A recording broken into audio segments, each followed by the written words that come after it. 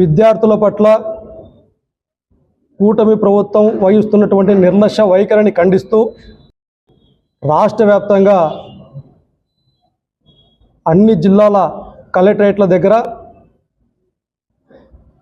జగన్మోహన్ రెడ్డి గారి నాయకత్వంలో నిరసన కార్యక్రమాలు చేపట్టడం జరుగుతూ ఉంది. మరి ఈ సందర్భంగా అనంతపురం జిల్లాలో జిల్లా అధ్యక్షులు అనంత వెంకటరామరెడ్డి గారి ఆధ్వర్యంలో స్థానిక జిల్లా పరిషత్ కార్యాలయం నుంచి ర్యాలీగా వెళ్ళి నిరసన చేపట్టి కలెక్టర్ గారిని కలవడం జరుగుతుంది. వినతి పత్రాన్ని కూడా సమర్పించడం జరుగుతుంది 5వ తారీఖున. మరి ఈ కార్యక్రమానికి విద్యార్థి లోకానికి అండగా నిలబడటానికి వైఎస్ఆర్ కాంగ్రెస్ పార్టీ తరఫున వివిధ విద్యార్థి సంఘాల నాయకులను ఆహ్వానించగా విద్యార్థి సంఘాల నాయకులు చాలామంది మేము సైతం విద్యార్థులకు అండగా నిలబడటానికి సిద్ధంగా ఉన్నామని చెప్పి ఈరోజు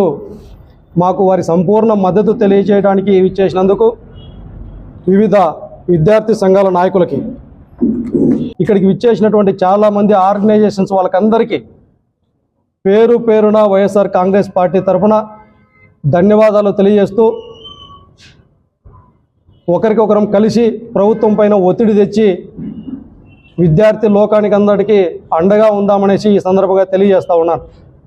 రెడ్డి గారు చదువుకి పేదరికం అడ్డు రాకూడదు, అసమానతలు లేనటువంటి సమాజం నిర్మించాలి అనేటటువంటి ఒక దృఢ సంకల్పంతో ఆ రోజు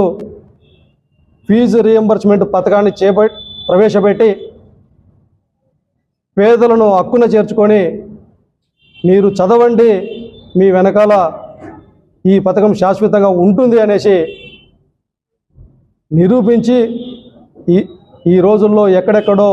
పెద్ద పెద్ద ఇంజనీర్లు, డాక్టర్లు, ప్రతి చోట సాఫ్ట్వేర్ ఇంజనీర్లుగా ఉన్నారు అంటే దానికి కారణం ఫీజు రీఎంబర్స్మెంట్ పథకం.